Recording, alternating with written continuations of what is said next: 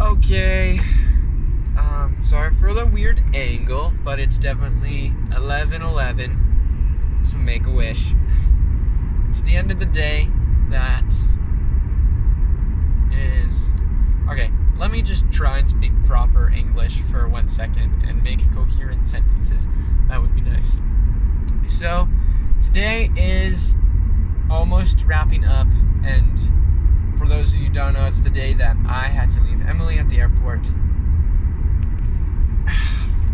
And the reason why I'm hashing this out so much, the reason why I bring it up is because I don't know how to cope with it.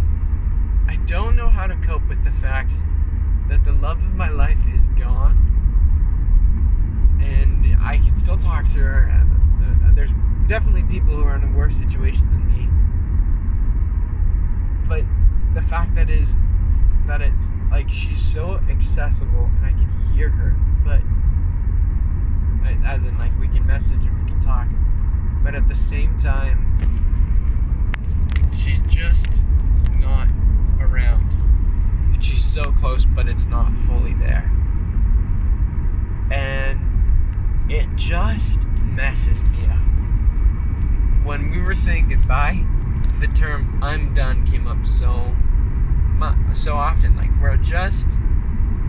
we're so tired and exhausted of being apart, and we're so tired of the idea that we can't live our day-to-days together. And I would really, I worry for, what am I trying to say? A lot of the times I think of situations in my life and then I try and relate them to my kids. So if I'm talking to my kids, hello, it's nice to meet you. But I would highly advise against having such a strong relationship with somebody before marriage can be an option. And what I mean by that is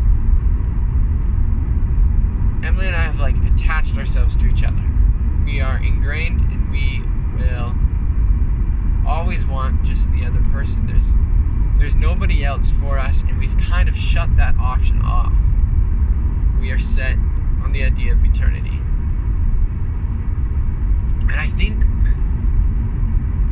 I'm just speaking all out of my own experience here, but I'm happy that relationship has happened after my mission and after I'm grown up, kind of in my 20s.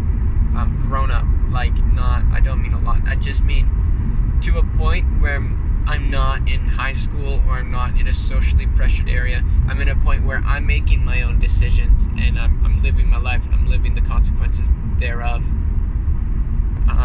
But what I'm trying to get at is I'm happy that I waited until this time in my life, and I'm happy that God let me have Emily in my life at this time, because I know it's my decision. I know it's my want and desire to be around her.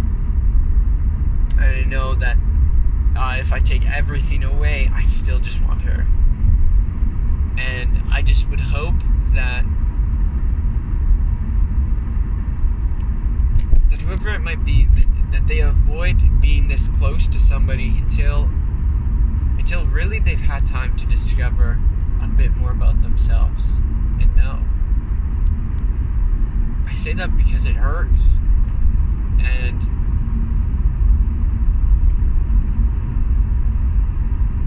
it hurts a lot, the fact that I can't be with her.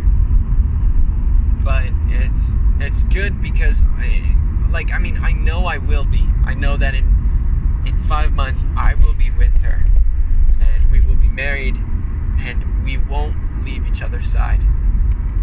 I would not wish the pain of being away from your loved one on anybody. And that's why I would highly suggest against dating seriously until you're in a position like this. And for sake of my vocabulary, I would say after a mission, just avoid it, because you will want to make yourself the best you can for this person. You'll want to be as good as you can be so that they will feel as good as they should. They will feel that they matter and that they truly have blessings in their lives. And that self-discovery, the making of you being such a great person, I believe only comes from life experiences, and I would say life experiences of serving. Even if you can't serve a mission, and there shouldn't be tons of pressure on just the idea of a 2-year mission or like the standard becoming an elder, but traveling, serving others, and finding out who you are should be a huge priority. And you can do that all by serving. You can find out who you are by serving, and I think that's so important.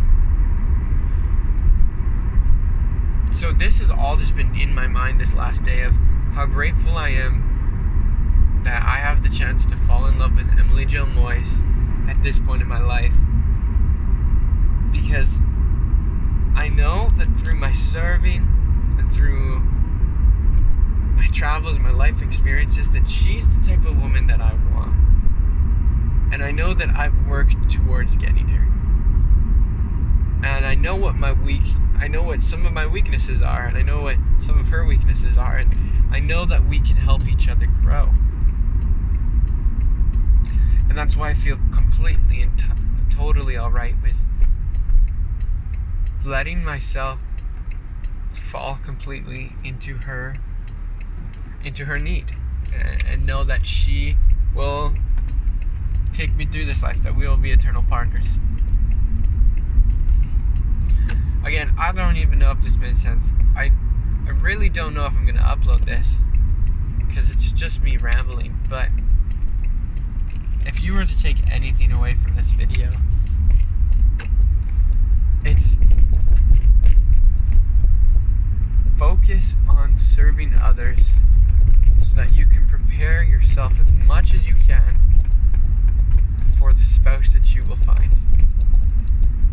Because if you do this, when that person comes into your life, you'll be ready for them. And you won't have to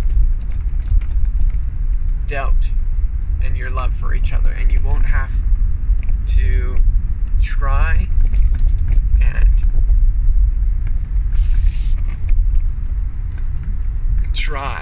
to, I don't know what I'm trying to say.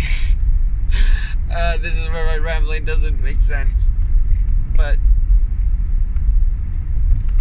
I invite you to think about that. I invite you to think if you have prepared yourself for your spouse, or if you're in a position where you can truly prepare yourself for the person you will marry.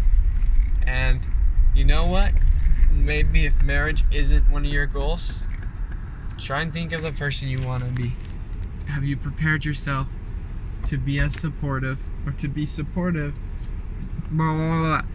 Have you prepared yourself to support the person you want to be? Okay, I need to get to bed, but I think this rant will continue throughout the rest of the week. Anyways, bye.